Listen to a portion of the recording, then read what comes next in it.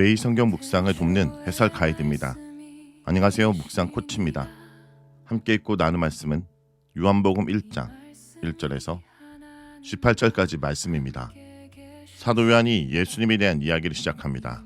요한복음은 다른 복음서와 달리 긴 도입부를 갖고 있는데 본문은 그 시작 부분입니다. 내용은 시간의 흐름과 등장인물을 통해 셋으로 구분됩니다. 첫째는 1절에서 2절에 태초에 존재한 말씀과 하나님에 대해서입니다. 둘째는 3절에서 4절인데 말씀으로 인한 창조에 대해서입니다. 셋째는 5절에서 8절입니다. 참 빛인 예수님의 성육신과 요한의 증거에 대한 내용입니다. 1절에서 2절은 태초에 존재한 말씀과 하나님에 대한 내용입니다. 사랑받는 제자 요한이 스승이요 주님인 예수 메시아 이야기를 시작합니다. 복음서마다 도입부가 다릅니다. 요한복음은 세 개의 절이 연결된 문장으로 복음서를 시작합니다. 태초에 말씀이 있었고 그 말씀이 하나님과 함께 있었고 그 말씀이 하나님이라 라는 내용입니다. 헬라어는 일반적으로 강조하고픈 말을 제일 앞쪽에 배치합니다. 저자가 복음서를 시작하며 앞에 배치한 표현들은 가장 먼저 소개하려는 주제로 볼 수 있습니다. 첫째는 태초입니다. 시작이나 기원을 의미하는 말입니다. 창세기 1장 1절을 연상케 하지만 이 표현은 창세기 시점보다 앞섭니다. 창조와 상관없이 처음부터 계속 존재한 것으로 말합니다.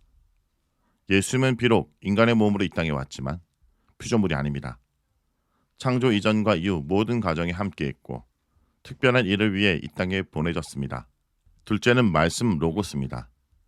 당시 사회에서 다양한 의미로 사용된 단어이기에 이에 대한 여러 논의가 있지만 요한복음은 예수님을 구약에서 예언된 메시아로 소개하고 있기에 구약 개념에서 시작하는 것이 옳습니다. 이 표현은 기본적으로 하나님의 말씀을 의미하는데 다양한 구약의 용법의 핵심 개념은 창조주와 세상을 연결하는 통로입니다. 하나님은 말씀으로 세상을 창조했고 유지하고 통치하며 자기 백성과 소통하고 구원하며 심판하십니다. 예수님은 하나님과 함께한 분으로서 세상에 대해 이런 사역을 하신다라는 의미입니다. 셋째는 하나님입니다. 이 말씀이 하나님이라 라는 것인데 존재적으로 예수님이 성부 하나님이란 말이 아닙니다. 앞서 말씀을 하나님과 함께하는 존재로 표현해 둘을 분리했기 때문입니다. 마치 말씀이 어떤 존재에서 나오면 그 존재를 대표하고 상징하듯 예수님은 성부 하나님과 존재적으로 구분되지만 같은 신으로서 성부 하나님을 드러내는 존재라는 의미입니다. 바울은 이 표현을 존재의 내적 본질을 밖으로 잘 표현하는 형상 개념으로 말합니다. 그렇게 예수님의 말과 사역은 하나님의 말과 사역이고 예수님에 대한 반응은 하나님에 대한 반응과 같습니다. 이를 종합하면 예수님은 창조 이전의 영원에서 영원까지 성부 하나님과 함께한 존재로서 창조로 시작한 모든 피조물, 특히 사람을 향한 구원의 가정의 완성을 위해 하나님과 세상을 연결하는 통로이자 신입니다. 이런 묘사는 이후 내용을 통해 아브람보다 먼저 있었고 아버지 뜻을 이루기 위해 세상에 보냄을 받은 자로서 아버지를 계시하고 구원과 심판을 포함한 구원 계획을 성취하는 아들 하나님으로 구체화될 것입니다. 본문은 2절에서 말씀이 태초에 하나님과 함께했다라는 것을 첨언하므로 앞에 두 요소를 부연합니다. 성부 하나님과의 영원한 관계성을 강조하기 위한 것입니다. 이 관계성은 예수님의 사역 과정에서 보냄받은 하나님의 아들이자 계시자이며 구원자라는 정체성과 그 모든 말과 사역에 권위를 부여할 뿐 아니라 예수님에 대한 사람들의 반응의 결과에 확실성을 보증하는 핵심입니다. 3절에서 4절은 말씀으로 인한 창조에 대해서 말합니다. 본문 4절은 그 안에 생명이 있었으니 이 생명은 사람들의 빛이라고 선언합니다. 우리 삶이 어두운 이유는 지식이 부족해서가 아니라 생명의 빛이신 그분이 이렇기 때문입니다. 어둠은 빛을 이길 수 없습니다. 우리 마음속에 자리 잡은 절망과 고독의 어둠이 아무리 짙을지라도 태초에 계셨던 그 생명의 빛이 비치기 시작하면 어둠은 소리 없이 물러갑니다. 6절에서 8절부터는 증거자인 요한을 소개합니다.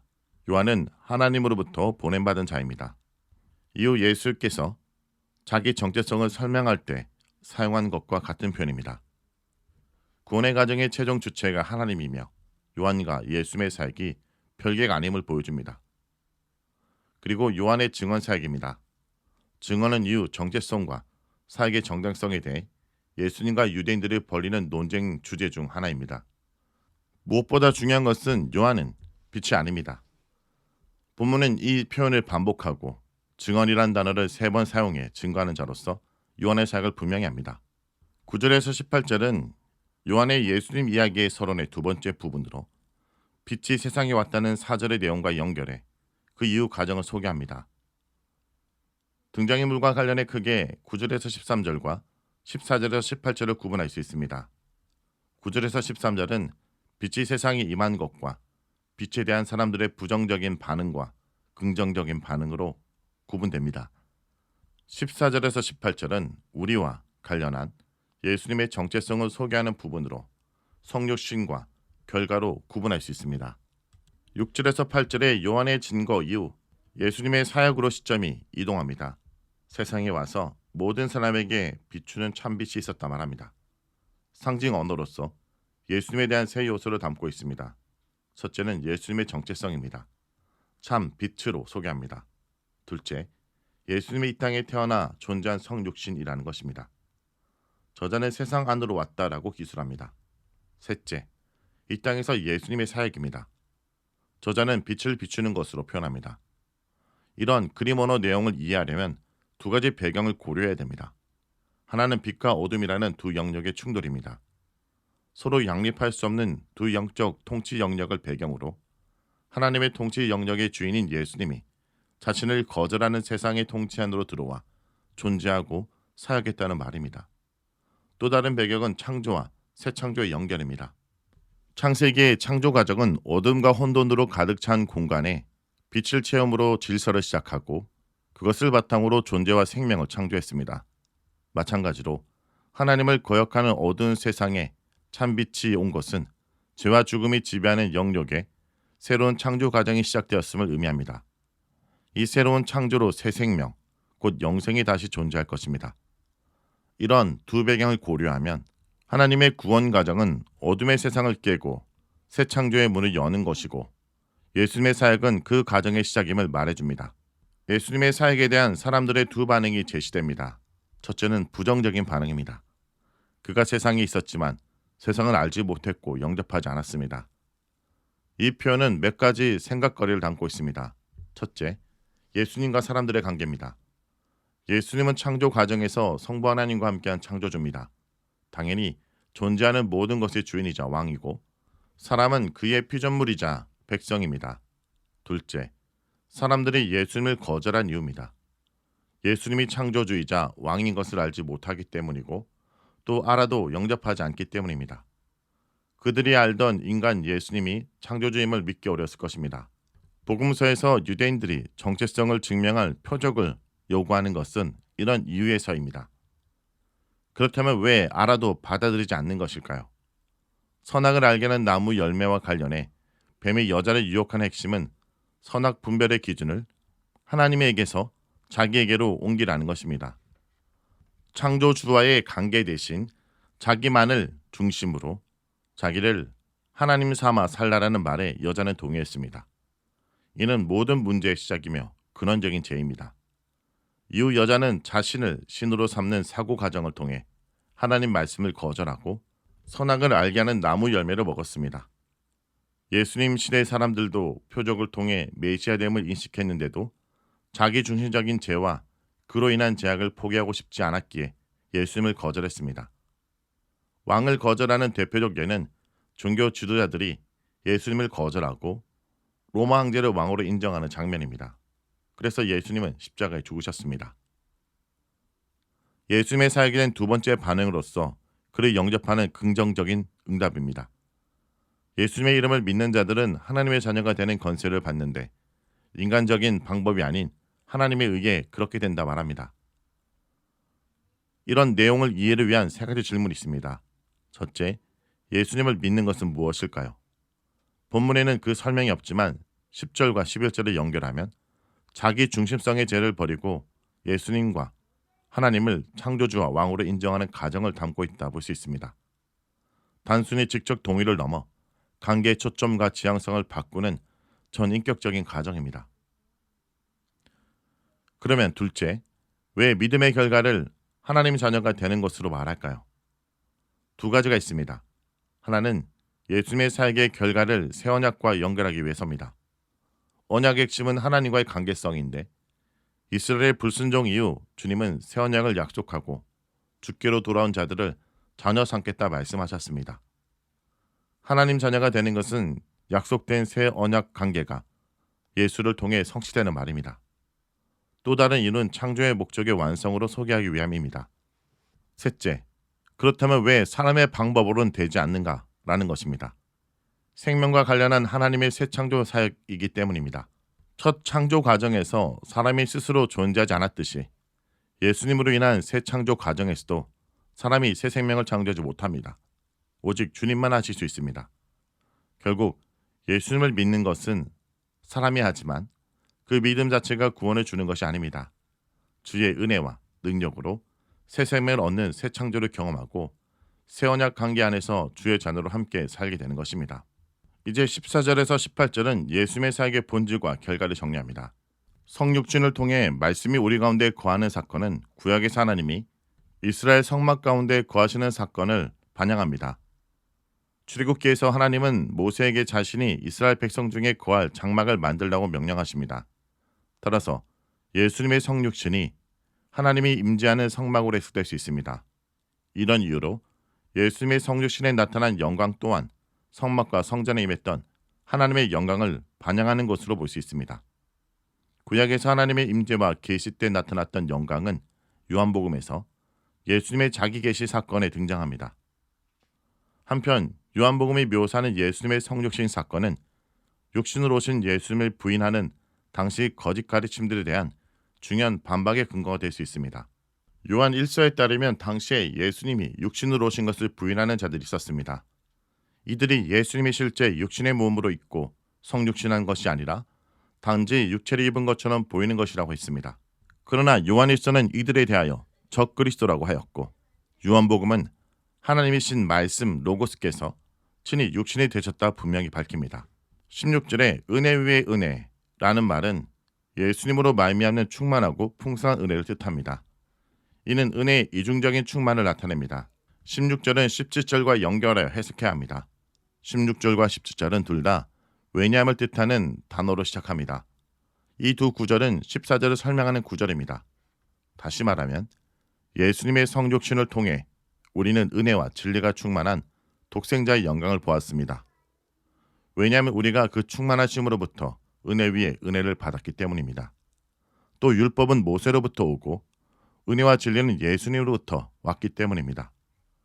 이런 맥락으로 볼 때 은혜 위에 은혜는 17절에 나오는 모세의 율법과 예수님의 은혜와 진리와 연결됩니다. 즉 모세의 율법이란 은혜 위에 하나님의 은혜가 임하여 더 풍성하고 완전한 은혜가 된 것입니다. 시내산에서 모세는 하나님의 영광스러운 임재 속에 있었지만 하나님의 얼굴을 보지 못했습니다. 성자 외에 하나님의 얼굴을 본 사람은 아무도 없었습니다.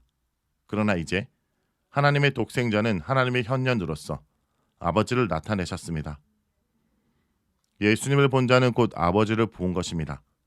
독생자 하나님은 좀 더 정확하게 번역하면 유일한 아들 곧 하나님입니다. 아버지와 함께 하셨던 성자 하나님은 선 육신을 통해 하나님을 나타내셨습니다. 자, 여기까지가 오늘 본문의 해석입니다. 여러분, 요한복음 1장이 주는 감동은 분명합니다. 보이지 않는 하나님이 볼 수 있는 사랑으로 우리 곁에 오셨다는 사실입니다. 우리는 이제 더 이상 어둠 속에 방황하는 존재가 아닙니다. 우리 안에 생명의 빛이 들어왔고 우리는 하나님의 자녀라는 위대한 권세를 입었습니다. 이제 우리 일터와 가정에서 그분의 말씀을 담아내는 그릇으로 살아야 합니다. 누군가의 아픔을 닦아주는 손길에서 진실한 위로의 한마디에서 말씀은 다시 육신이 되어 세상에 나타날 것입니다. 오늘도 비어있던 여러분의 영혼에 은혜 위에 은혜가 넘쳐나길 간절히 축복합니다. 말씀을 놓고 기도하겠습니다. 주님, 이 시간 우리의 마음의 어둠을 몰아주옵소서. 빛이 있으라 말씀하셨던 그 창조의 능력이 오늘 우리의 무너진 가슴마다 다시 선포되게 하여 주옵소서. 말씀이 육신이 되어 우리 곁에 오신 예수님처럼 우리도 이제 누군가의 아픔 곁에 머물 줄 아는 사랑의 장막이 되게 하여 주옵소서. 무엇보다 하나님의 자녀라는 그 고귀한 이름을 잊지 않게 하시고 세상의 거센 파도 앞에서도 빛을 소유한 자로서 담대하게 살아가게 하여 주옵소서. 예수님의 이름으로 기도합니다. 아멘. 태초에 말씀이 계시니라. 이 말씀이 하나님과 함께 계셨으니 이 말씀은 곧 하나님이시니라. 그가 태초에 하나님과 함께 계셨고 만물이 그로 말미암아 지은 바 되었으니 지은 것이 하나도 그가 없이는 된 것이 없느니라. 그 안에 생명이 있었으니 이 생명은 사람들의 빛이라. 빛이 어둠에 빛이 돼 어둠이 깨닫지 못하더라. 하나님께로부터 보내심을 받은 사람이 있으니 그의 이름은 요한이라. 그가 증언하러 왔으니 곧 빛에 대하여 증언하고 모든 사람이 자기로 말미암아 믿게 하려 함이라. 그는 이 빛이 아니요 이 빛에 대하여 증언하러 온 자라. 참빛 곧 세상에 와서 각 사람에게 비추는 빛이 있었나니 그가 세상에 계셨으며 세상은 그로 말미암아 지은 바 되었으되 세상이 그를 알지 못하였고 자기 땅에 오매 자기 백성이 영접하지 아니하였으나 영접하는 자 곧 그 이름을 믿는 자들에게는 하나님의 자녀가 되는 권세를 주셨으니 이는 혈통으로나 육정으로나 사람의 뜻으로 나지 아니하고 오직 하나님께로부터 난 자들이니라. 말씀이 육신이 되어 우리 가운데 거하심에 우리가 그의 영광을 보니 아버지의 독생자의 영광이요 은혜와 진리가 충만하더라. 요한이 그에 대하여 증언하여 외쳐 이르되 내가 전에 말하기를 내 뒤에 오시는 이가 나보다 앞선 것은 나보다 먼저 계심이라 한 것이 이 사람을 가리킴이라 하니라. 우리가 다 그의 충만한 데서 받으니 은혜 위에 은혜로라. 율법은 모세로 말미암아 주어진 것이요 은혜와 진리는 예수 그리스도로 말미암아 온 것이라. 본래 하나님을 본 사람이 없으되 아버지 품속에 있는 독생하신 하나님이 나타내셨느니라.